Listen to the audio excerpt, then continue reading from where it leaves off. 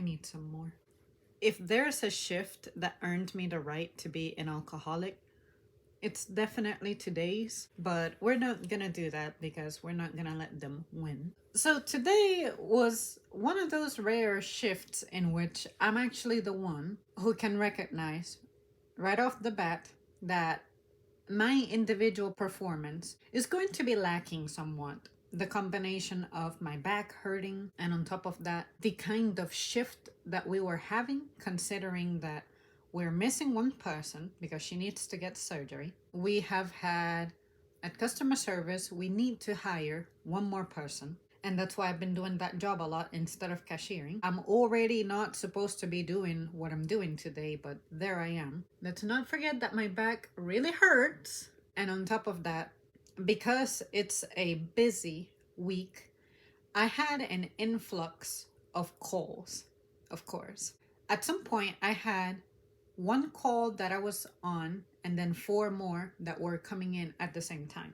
And pretty much what I'm supposed to do is if the customer describes what they need right off the bat, then I can try to individually help them if I know the answer to the question, or I will have to pass them along to another department. But remember, I'm having a lot of calls coming in, and our phone tends to be a little weird about incoming calls. Sometimes you think that you put the call that you're on hold, but it turns out that somehow the incoming call interferes it somehow. I'm honestly still not clear how that works. But I just know that at this particular moment, I was trying to keep an ear out for the answer to the first question I had from the original caller I was dealing with. And then I had another that was going to another department, another to another department. And at some point, I misspoke. I was addressing a particular department about a product, but as I was reaching out to them, I called them the wrong department. I was looking for some type of water, and instead I was addressing another department by accident as opposed to addressing the grocery department. And the reason I did that is because I thought faster than I spoke. I was thinking about how I need to tell the department that I misspoke toward. I was supposed to have told them that they have a call pending and tell them the proper line, but instead I was still addressing the original inquiry. And that's when I got lost, I got confused, and I just kept getting assaulted, the phone ringing, and on top of that, I had a guy in front of me who needed my immediate help because he had a return. And on top of that, I have one of my cashiers hanging out with me because she needs something. I think she needed change for her register. So yeah, that type of thing. All I did was I remained calm, and the lady who I misspoke toward, in other words, the mislabeled department that I addressed, she gave me an attitude when I asked her, I'm sorry, can you tell me what you found out about this and that item? And then she totally gave me like the nastiest attitude I have gotten from a coworker in a while, to the point that my manager heard that and he was performing another job. But when he heard that, he wanted to interject, be like, you need to watch your tone and not talk to her like that. And then in a situation like that, this is the number one thing you need to know about me. And this is something that I told my second manager that came in later in the day. I said, look, this is something weird about me, but when I'm in pain, when I'm miserable, when I'm suffering, you'll notice that I'll be really tame. I'll be really calm. I'll be really quiet. I'll be in my own little world. And I'll be unnaturally and abnormally nice and kind and gentle and sweet because I'm in a vulnerable state and I know that I'm going to be the one underperforming. And because I am going to be the weak link in the team, I can accept and recognize that from the get-go, as opposed to pretending that I'm going to be able to handle everything at my usual capacity. And I'll be just naturally humbled. I'm like, you guys are the ones owning this show. You guys are the pros. You guys are the ones being the heroes, like everybody. I was incredibly grateful to where when this mess that I just described happened, I had the manager from the department closest to me come over, and then I had a supervisor from the grocery department come over, and then I had the manager to the supervisor of the grocery department peeking around the corner of an aisle to see if she could assist me in any way. And they all saw that I was stuck on the phone, and the supervisor tried to talk to the guy who was waiting for me at customer service, but unfortunately, there's nothing she can do. And then after I hung up the call, the first manager was like, "Oh, hey, that item that you were inquiring about, I have the answer for that. Where's the caller?" And I said, "I, in the midst of all the juggling I was trying to do, I think I accidentally hung up on her." And then he was like, "No problem. If she calls back, then let me know." The supervisor was like, "Yeah, I was trying to see if I could help you with one of those calls because I could hear that the phone was still ringing and that you were probably unresponsive because you might have been tied up." All I did was I remained calm.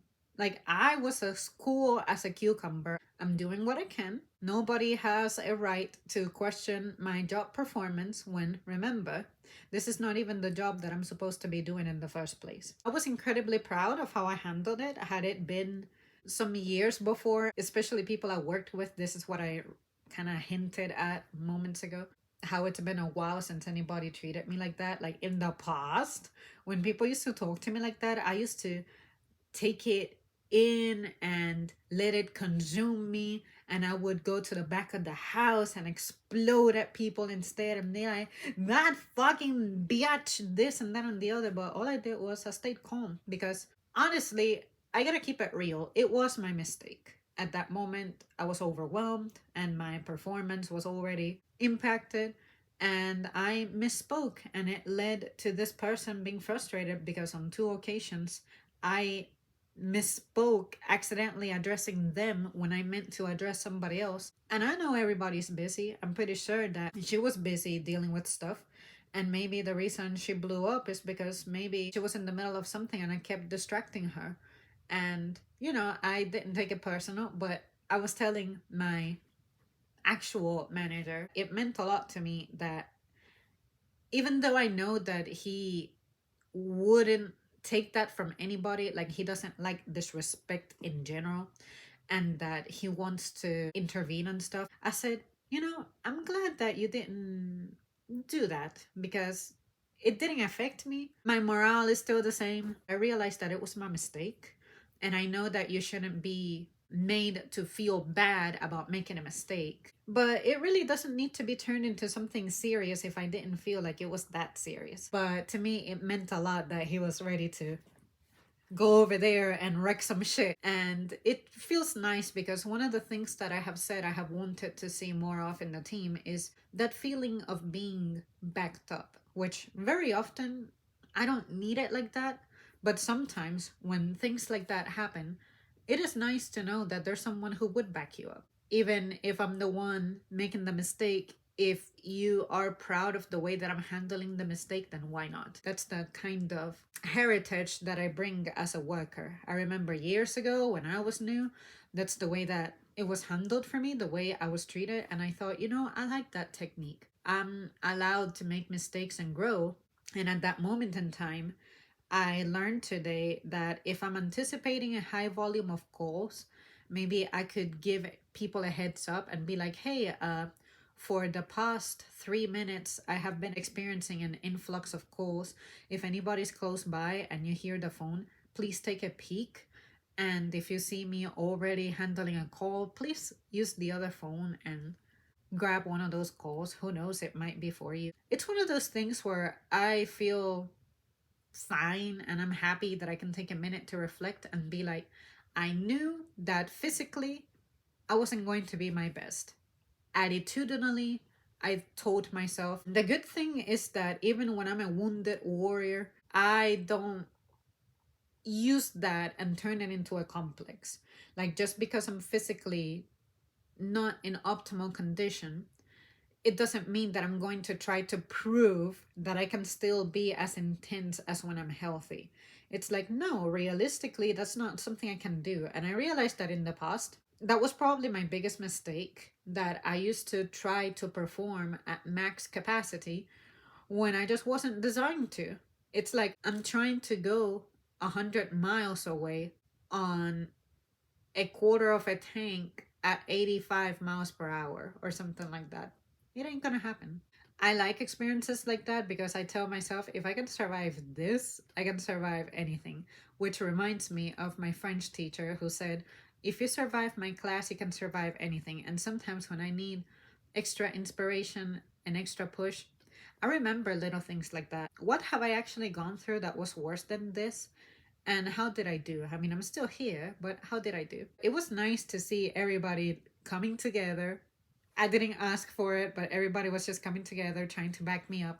And it was everybody who I can say I have a special kind of respect for. All of those managers I just mentioned, it's like managers are actually trying to come over to my aid and they don't even belong to my department. I think that's saying something. It says something about them, but it also possibly says something about maybe their willingness to respond.